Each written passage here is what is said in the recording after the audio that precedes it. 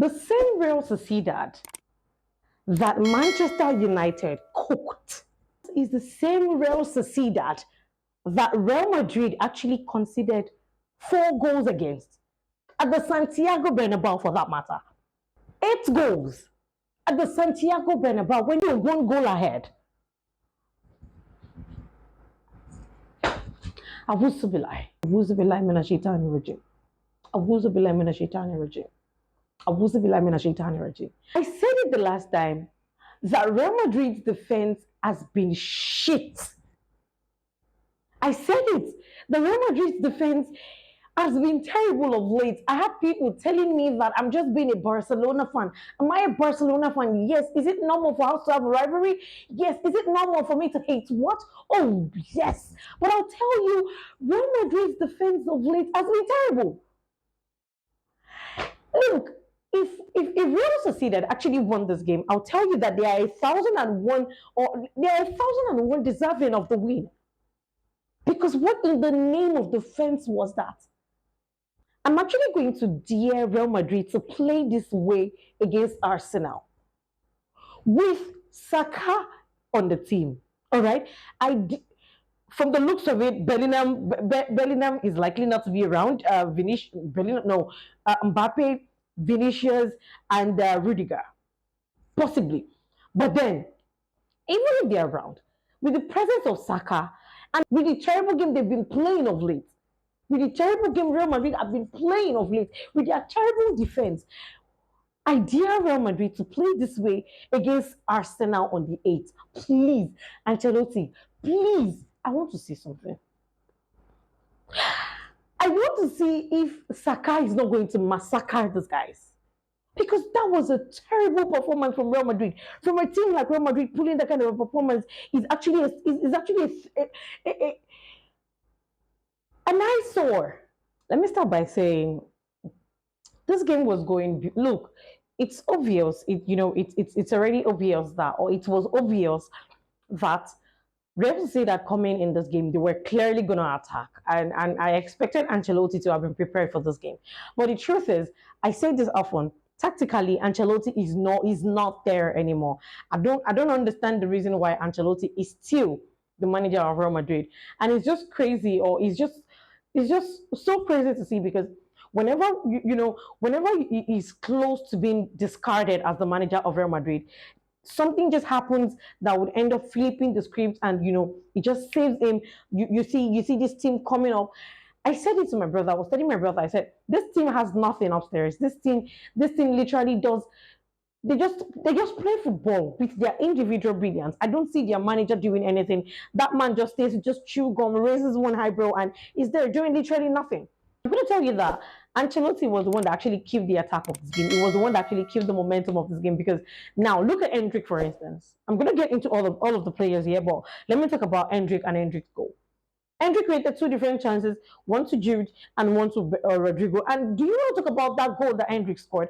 When Endrick scored that goal, I just sat down and I asked myself, why exactly is this guy being benched? Why he has shown qualities of being a starter in the team. Fine, it is understandable that Real Madrid is a team of superstars, but for a quality player like Endrick, I mean, he came on, he started the game, and that goal was a beautiful goal from Endrick. That tipster, it's look, you would ask yourself, for someone like that, does he have the mentality to hit that goal the way he did? But bro, look at what he did. Ancelotti killing the momentum of that game. He killed the rhythm of the game. He could have just left Endrick on. But I'll tell you that for 16 minutes that Endrick played in that game, he had a beautiful game. It was enjoyable. Okay, you know what? Let me take it from the players one after the other, all right? Lunin. Lunin was good. Lunin was, I'll say Lunin was fair. But of course, the first goal, I feel if it were to be Courtois, I feel Courtois would have actually saved that goal. Of course, the two own goal, the two braces that were scored by Alaba, there was absolutely no way he could have saved it. All right, but I feel that first goal, he could have actually saved it. And if like I said, if it were to be Courtois in goal, he would have actually saved it. So yeah, I think Lunin was good. It was fair. Let me just say it was good, but in my opinion, it could have done better. All right. Now let's go to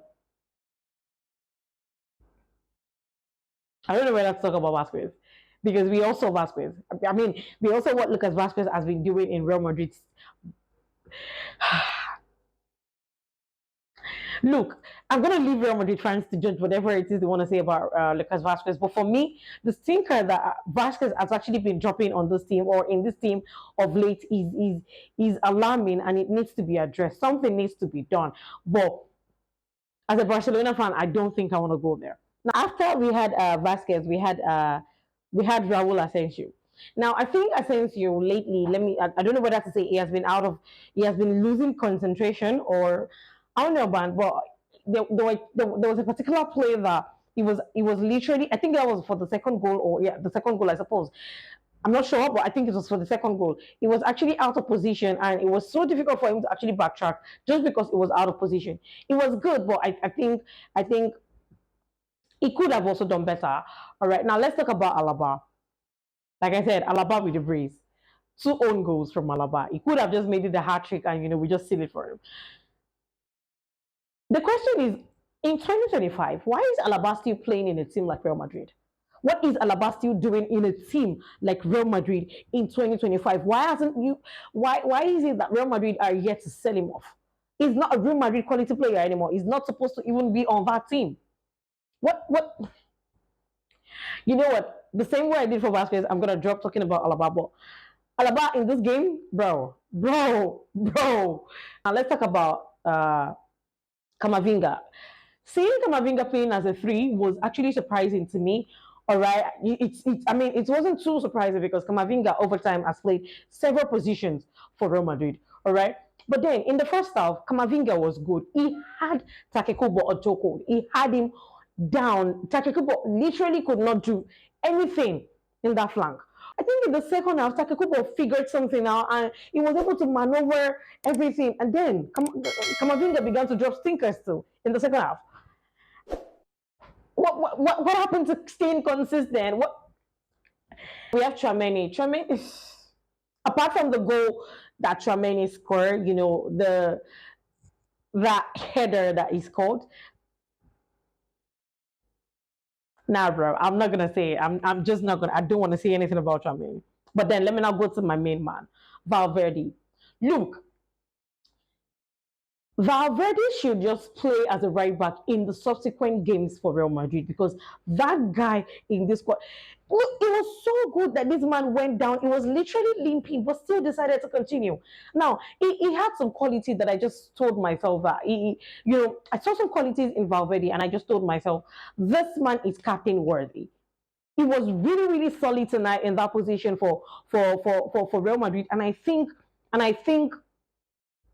you know what? If you actually ask me to rate Valverde in the game tonight, I'll give Valverde a 7.5, because yeah, it was good. It was really, really good for them in that position. He made some really, really important calls that I just asked myself, why is this guy not captain again?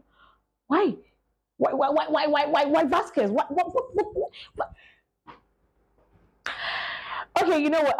Then there was Rodrigo, bro. Rodrigo in that game was MIA. I think I saw him about two times or three times or thereabout. There was a particular, like I said, two chances. One of the chances that Endrick actually created for Rodrigo, and I didn't really. It was literally MIA in this game. So I say Rodrigo in that game was terrible. It was nowhere to be found. It was missing. I don't know why he ghosted, but bro ghosted. He ghosted.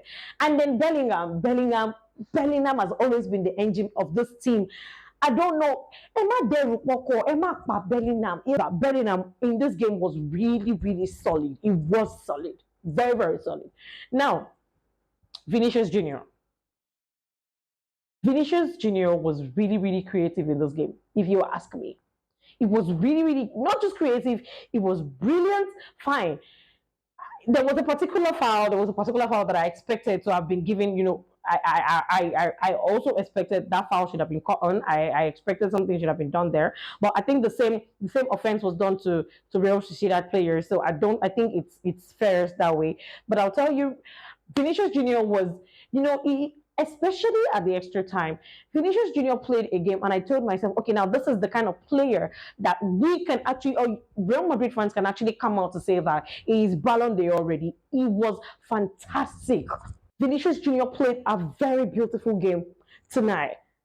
The assist, Vinicius Junior was good on the grass. It was really, really good on the grass. Now there's Endrick. Okay, before I talk about I already spoke about Endrick. Now let's talk about Adagila coming on. Ancelotti actually had Adagila playing as an eight. He had Trameni, Rudiger, Frank Garcia, and Fede at the back in order to change the whole system of the game. Whenever whenever Real Madrid has the ball, they play with three at the back with Arda in the middle, Modric and Trameni ahead with Bellingham and Brian pairing up front. Tell me, whoever said that position, that position, Ardagula in that position was actually really, really slick. Bro came on with just few minutes to the end of the game, and his impact was imminently or eminently. His impact was felt. This whole change of formation actually enabled or made it possible for Ardagula to drop deep. Now, that was some tactical genius from Ancelotti just when I thought he had nothing upstairs. But he was able to do that. He was able to change the game that way. And, they had another set piece with Adagila taking the corner. And then Rudiger with the header. Rudiger giving his team the winner. But if you ask me, I'll still tell you that this performance from Real Madrid was a terrible performance. A terrible, terrible performance. I do not care what anyone has to say. I do not give two F's what anyone would say to me. But this performance from Real Madrid was not worthy of a team like Real Madrid. But of course, when I say it, especially wearing a Barcelona jersey, they're going to come for me saying, she's speaking as a Barcelona fan. But in that light, let me know your thought about this game in the comment section. Once again, congratulations to Real Madrid. Congratulations to Real Madrid. Now they are through to the finals, awaiting to know whether they'll be playing against Barcelona or Atletico Madrid. But trust me, I can tell you for a fact that we'll be having an El Clasico final. And you already know how it's going to go down. 8 or 9 goals. Let's see. Fingers crossed. Anyways, once again, congratulations to every Real Madrid fans out there. You guys are now in the finals. But let me know your thought about this game in the comment section. Do you guys really, really think you were deserving of the win you had, or you just want to be so stubborn that you would not want to take or listen to the actual truth, telling you guys that you guys played a terrible and horrendous game against Real Sociedad tonight? Anyways, this is where I'll actually have to drop my mic and go prepare for the match with my boys against Atletico Madrid, where we get to win and also go straight to the finals in order to trash Real Madrid in another El Clasico draw. Like I said, let me know your thought about this game in the comment section. And also, please, don't you forget to like, share, and then subscribe to my YouTube channel. My name still remains, of course, Adijoke Adibs. And I'll see you guys again tomorrow.